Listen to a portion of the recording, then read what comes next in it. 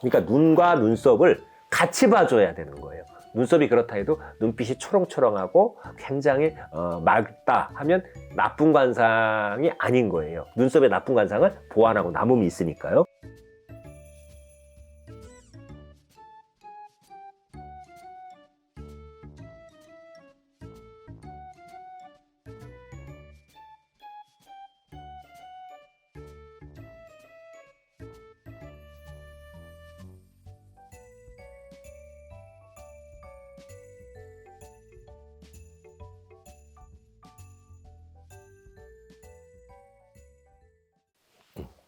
안녕하세요.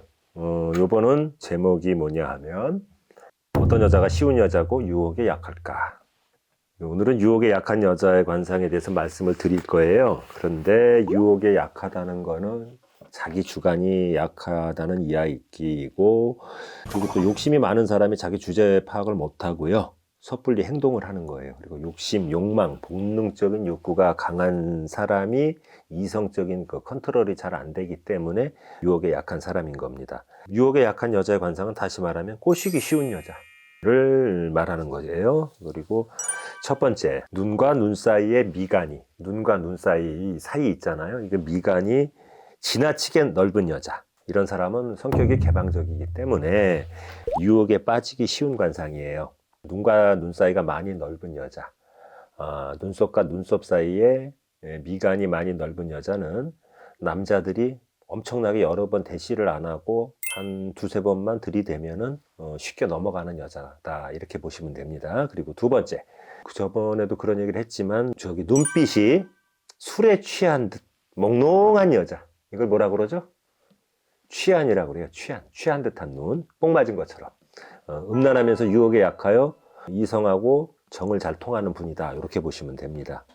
직업이 연예인이 아닌 일반인인데 이런 몽롱한 취한을 하고 있는 사람이 눈꼬리에 자글자글한 주름이 4-5개 이상 있다면 더욱 유혹과 바람기에 쉽게 넘어가는 분이라고 볼 수 있어요. 그리고 이런 몽롱한 취향과 더불어서 눈망울이 우수에 젖은 듯 물기가 촉촉하게 있다면, 다시 말해 눈 주변에 물거품이 항싱이 있는 그런 끼 있는 사람들은요, 음기가 넘쳐가지고 상대 이성만 보면 음란한 생각을 반드시 실천하려고 하는 천하제일의 문란한 음란녀로 보시면 됩니다.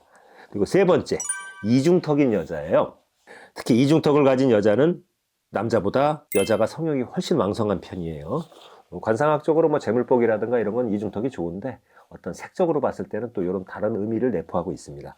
이중턱을 가진 여자들이 복이 많으면서 또 한편으로는 남자들에게 인기가 많거나 또는 남자를 더 밝힐 수가 있어요. 이런 이중턱의 도톰한, 그러니까 입술이 도톰한 그런 입술까지 가진 여자는 아주 그냥 더더욱 성욕이 넘쳐가지고 주체할 수 없는 그런 섹시한 여자일 수 있습니다.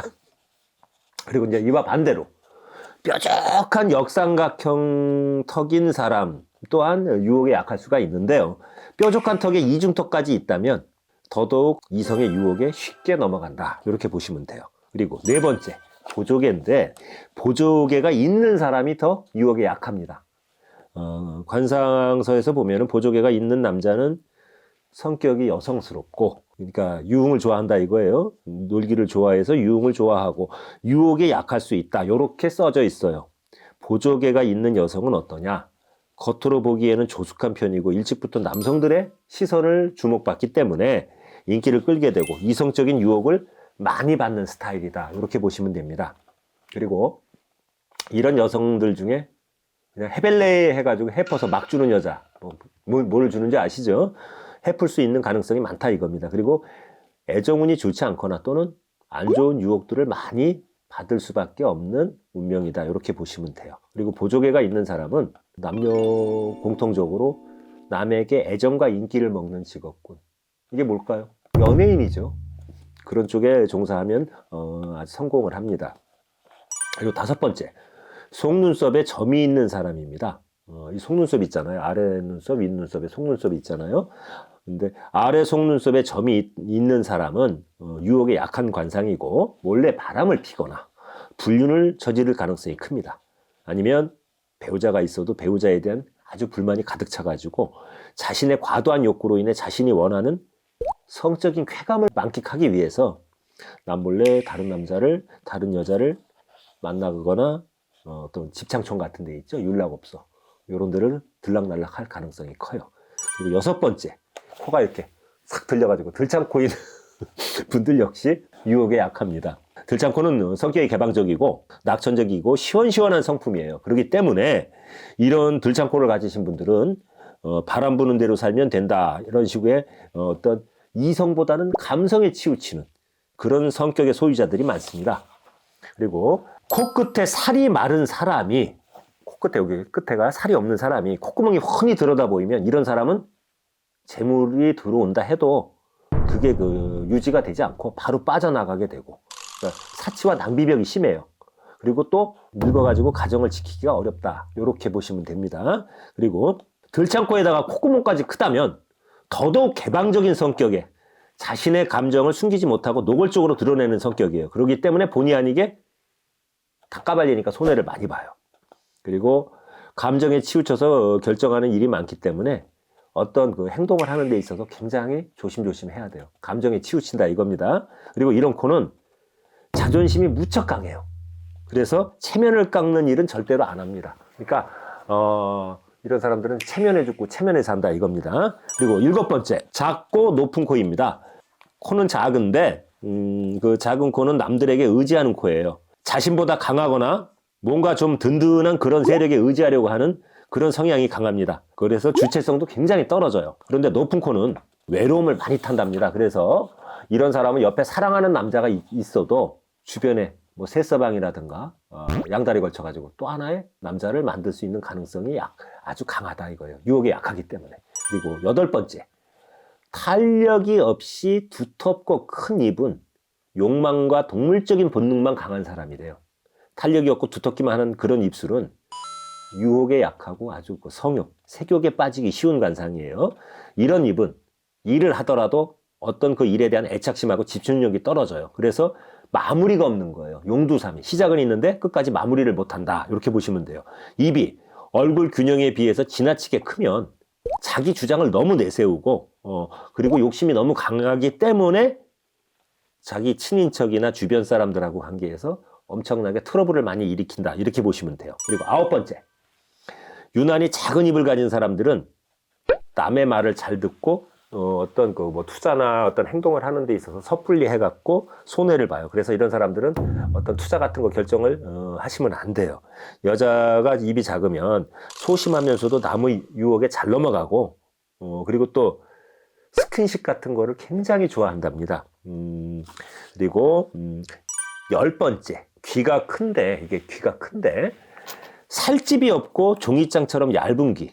이건 뭐냐 하면 남녀 공통적으로 해당이 되는데 남의 그 말, 소문에 이리저리 휘둘리고 중요한 일에 성급하고 아주 경솔하게 경거망동하는, 쉽게 결정하는, 그래서 일을 그르치는 그런 스타일로 보시면 돼요. 그리고 이게 정면에서 귓바퀴가 전부 보이는 귀가 얇은 당나귀, 일명 팔랑귀예요. 당나귀라고 그러죠. 근데 남녀 모두 이런 귀는 귀 두께가 얇으면서 귓바퀴가 정면을 향하고 있다 이거예요. 자기 주관도 없고요. 뚜렷하지 않아서 남의 소문에 남의 말에 이리저리 이끌리면서 살기에 자신만의 줏대와 자아의식을, 그리고 다시 말해 주체성을 확립시켜야 됩니다. 그러지 않으면 인생 골로 가요.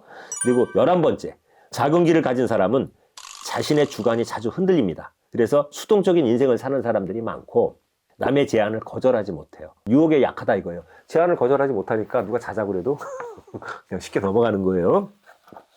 12번째, 얼굴에 푸른 기운이 화장한 것처럼 얼굴 전체에 골고루 퍼져 있는 여자. 이런 사람은 유혹에 매우 약하고 어떤 외간 남자하고 적극적으로 놀아날 수 있는 그런 바람기가 다분한 여자다. 이렇게 보시면 돼요. 그리고 13번째, 크고 동그란 눈을 가진 여자. 크고 동그란 눈을 가진 사람은 남녀 공통적으로 호기심이 많아요. 우리 호기심 있을 때 눈이 동그랗게 커지잖아요. 그렇죠? 그래서 유혹에 약하고 놀기 좋아하는 유의적인 인간이다. 이렇게 보시면 돼요. 그리고 특히 여자분들이 이러면 노는 것을 굉장히 좋아합니다. 향락과 유흥을. 실제로 이렇게 보면 유흥업소에서 종사하는 여성분들이 이런 유형의 분들이 많아요. 그리고 이런 사람들은 싫다 생각이 들면 미련 없이 배신을 때리고 등을 돌립니다. 그리고 기가 굉장히 세거나 야가 빠진 여자. 그러니까 쉽게 얘기해서 어떤 이해타산에 쉽게 흔들리고 행동이 아주 싸가지 없이 버릇없이 구는 여자들일 가능성이 많습니다. 그리고 관상에서 눈이 둥글고 큰 사람은 끈기가 없고 마음이 잘 변하는 사람이다. 이렇게 평을 하고 있습니다. 그래서 이렇게 역사적인 미인들을 보면 어느 뭐 혁명가나 대통령이나 어떤 역대 왕조의 왕들을 보면 눈이 크고 부리부리한 사람보다는 눈이 쪽재지고 작은 사람들이 많은 거예요.